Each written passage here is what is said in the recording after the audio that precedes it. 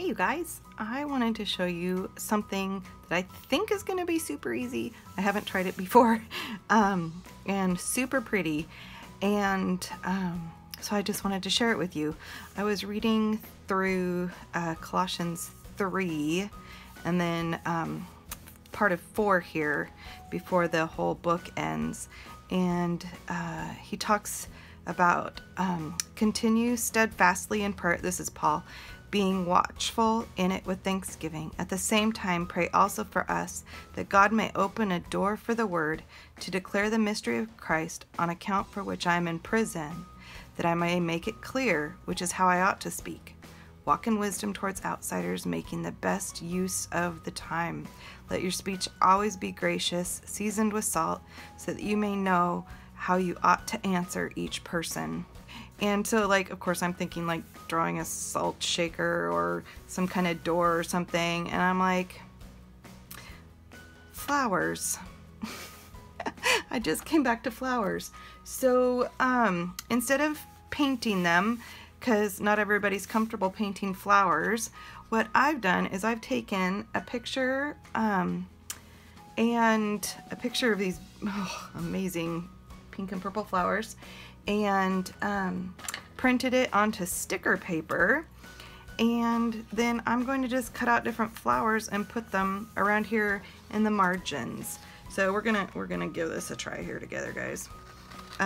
It's gonna be experiment time, which is, you guys know, kind of how we roll around here, right? But I was thinking about flowers, because what do you do when like somebody moves into a new home, or you're visiting someone and you want to say thank you? You bring a hostess gift or something like that.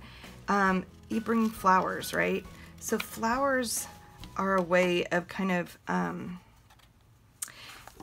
flowers are kind of a way of breaking down boundaries that otherwise might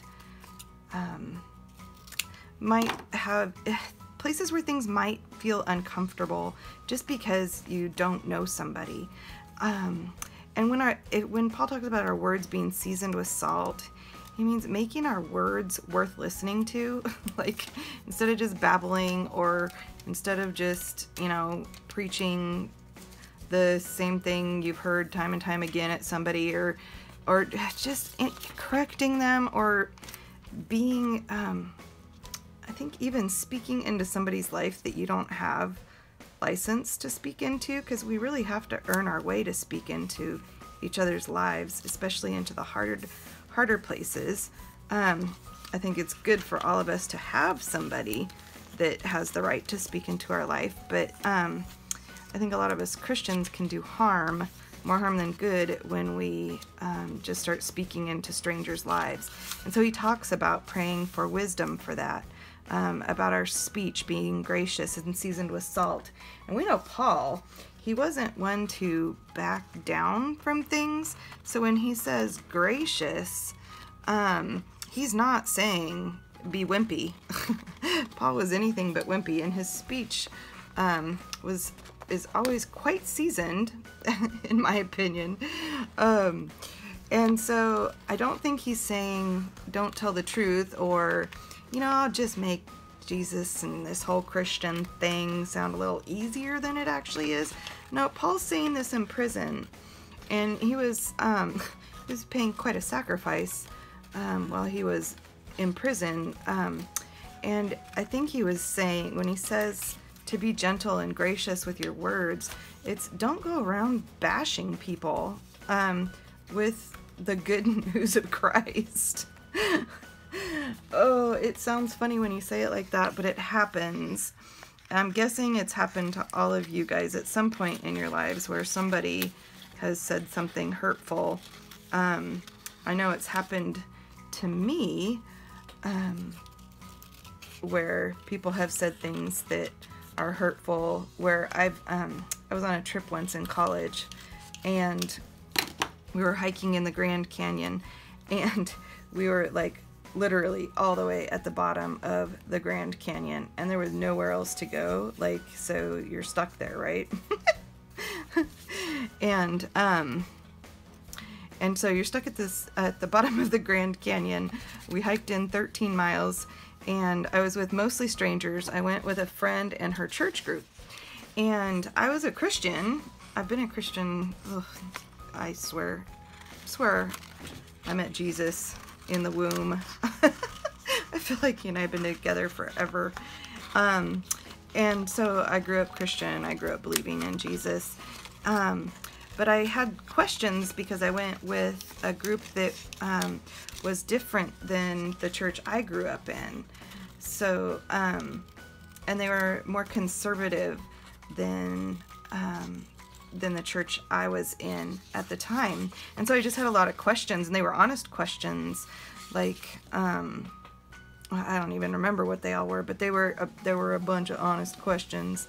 And I got slammed, and I got told I wasn't a good Christian because I had some of these questions and I didn't have them all figured out. I was told that that whoever taught me these things wasn't a good Christian, which would have been my pastor and my family. And I was just told all sorts of stuff, and that there was no way that people could be Christian and believe these things. And it just floored me, you guys. It just absolutely took the wind out of my sails. And I'm sitting at the bottom of the Grand Canyon. I only know my friend who's there, and so I just go hide in our tent, and nobody came to check on me. And it was obvious that it was a pretty harsh conversation.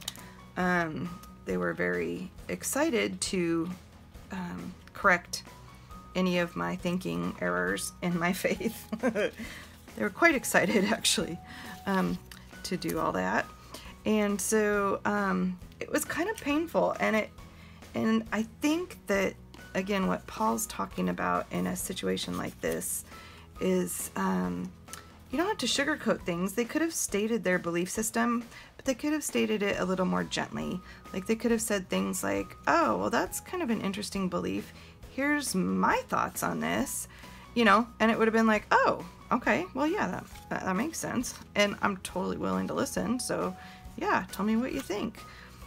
That's why I asked the question, right? Because I did want to listen. So anyway, I think that, of course, I think we mean well. I can't talk tonight. I think we mean well when we get all excited about our faith, and we want to encourage somebody or tell somebody what we think is right, or what we've learned, or whatever. But I think we also really need to be careful at times about how we go about doing that exactly, since our words can come across with passion. We might just mean, we're excited about this, or this is an issue we feel very strongly about, but our words can come across as harsh instead of gracious and welcoming. They can come across as hurtful and condemning. And Jesus always had a way. Of course, we can't be Jesus, but our goal is to strive to be as close to him as possible, right? So Jesus always had a way of making people know they were loved and accepted and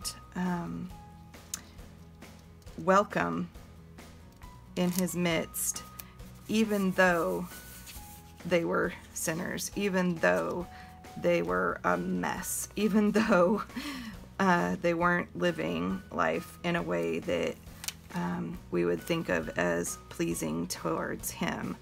So if we can keep in mind that the God of the universe in human form, Jesus Christ, was able to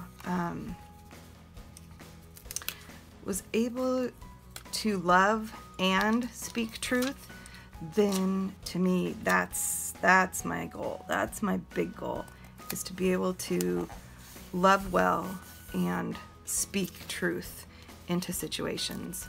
And yeah, that can be very, very, very tricky when we're getting into different doctrines and rules of faith and people with different belief systems and all that kind of stuff. So I just really want to make this page beautiful so it stands out in my Bible as one to keep coming back to. Oh, see, now this sticker paper, once it's down, and this is going down crooked. There we go. Ooh, whew, that was tricky. Ooh, and if you find these light colored flowers, I can read all the text through this, you guys. I wasn't sure I'd be able to because the color is so saturated, but it's perfect. This is so cool. Okay, this is a cool trick, you guys.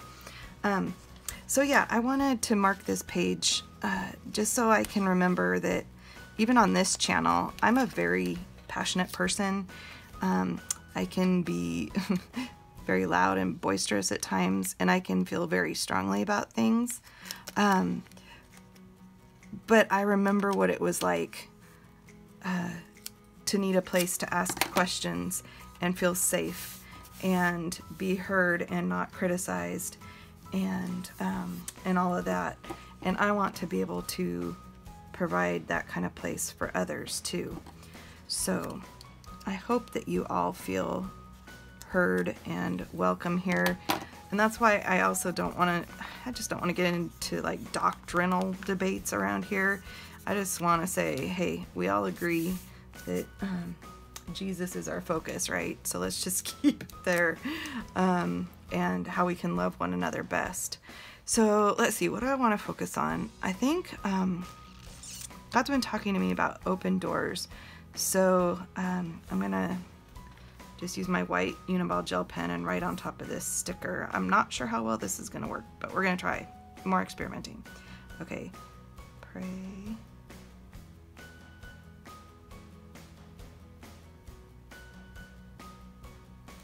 I don't know if it's my pen or writing on the sticker that's not working. Maybe the sticker, but enough is coming out. Pray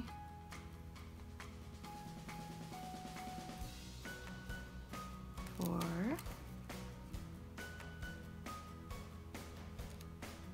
open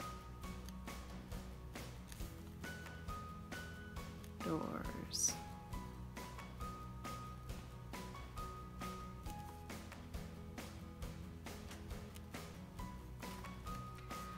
Yay! Oh my gosh, you guys, this is so easy and so pretty. Look at that. So if you are scared to try painting flowers, start with this. Find a bouquet on the internet. Now don't sell it if it's not a photograph that's yours. But you could go out to your yard and photograph your flowers. You could photograph some at the grocery store that are for sale. You could go to a florist and take pictures, go to a park and take pictures, and then print them out on the clear label paper. I just order mine from Amazon, but you can get it at really any office supply store too. Amazon's easy. Amazon's easy and fast.